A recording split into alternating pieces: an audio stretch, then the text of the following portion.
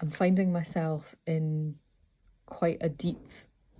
learning space at the moment, and a container that is focused on sitting inside of emotion, meeting it, and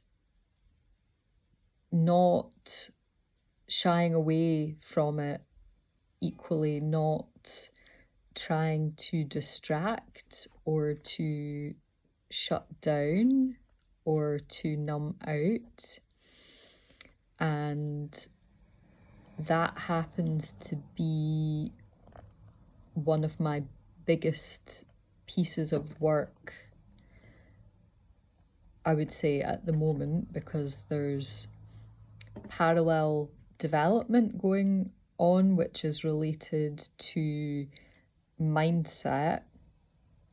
However, the space creation, emotionally speaking, feels to be the piece that needs to happen first, because once I start to chew on that kind of intellectual nugget of problem solving and working with that reflex,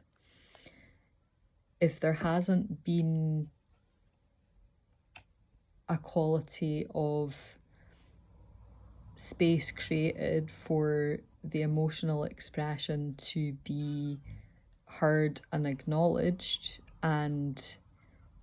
given permission to exist, then this psychological drive can kind of take over. It becomes, it's overcompensating, or it's overly dominant in terms of the quality of expression that you are actually tuning into. And I think it comes back to, how can we facilitate exploration of individual strands that are falling into these different elements of voice work, but also being careful that when we choose to look at one component, we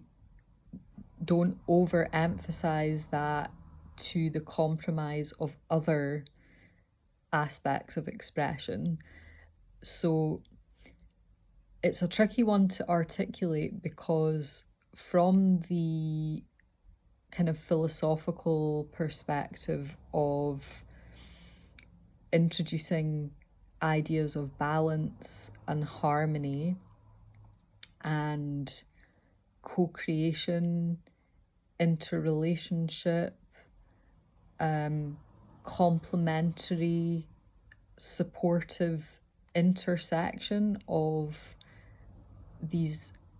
various elements of expression, this is a kind of a guiding principle, if you like, or a template that encourages us to bring an inclusive quality of internal search and inquiry. But the intensity with which we are attached to this idea of balance or harmony is where I think we need to then be careful, in the sense that it's not about introducing a value system of being perfectly balanced and in complete harmony is the only thing that's acceptable, and anything that diverts from that is not up to standard. And I think this is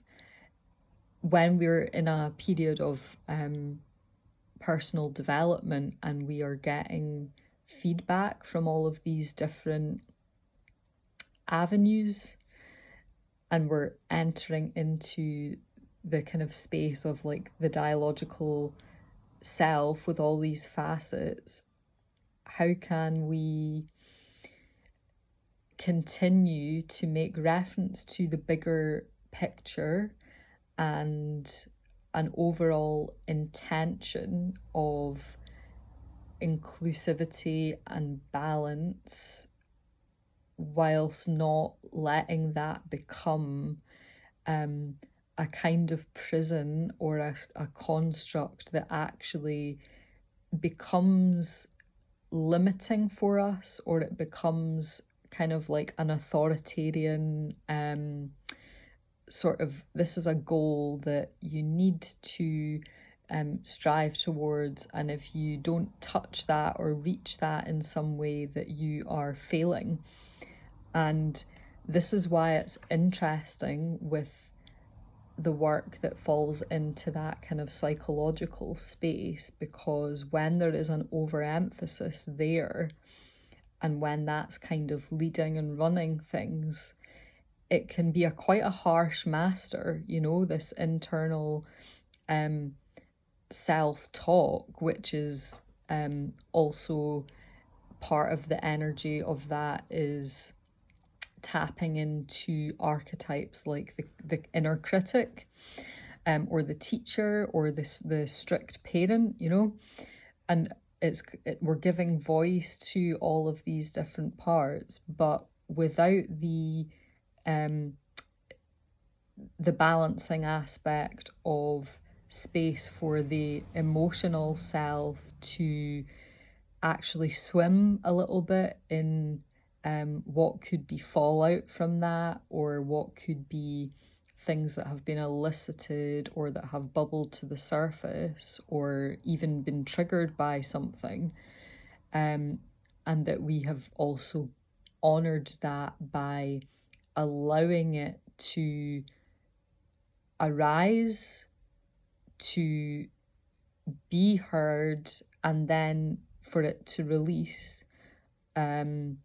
without getting stuck into the mental control space of trying to label and categorize and neatly package it up so that the mind can understand it. So if we've done some kind of preparatory work in the emotional space that has given room for this stuff, it does provide a kind of refinement and a clarification in the mental space, I find. So at the moment, these are the two aspects or elements that are kind of most present for me in my own explorations, and I'm currently really exploring the relationship between the two. And if we're thinking about it on this spectrum, or this line, you know, emotional, psychological, trying to feel into where is the tipping point and where is the balance here for me, and what causes me to go more into one or the other, or to actually move completely off of that trajectory into another space that feels quite abstract. So that's what I'm exploring at the moment. And you know, because that is my work and my kind of capacity building and deeper exploration, I just wanted to drop in and share that briefly, because this is my kind of internal excavation, and I'm utilizing the different kind of tracking tools that I've developed to actually give myself a space where I can note down that feedback that I'm receiving, and that I can start to look at patterns that are emerging over time, or draw relationship between specific exercises or practices that I'm exploring, that are inviting me to kind of move into one space or another, or yeah, just trying to be responsive to what those needs are as they're coming up. And I just wanted to give a little insight into, yeah, the internal landscape that I'm currently swimming in, because it may be of interest. And yeah, that is today's reflection.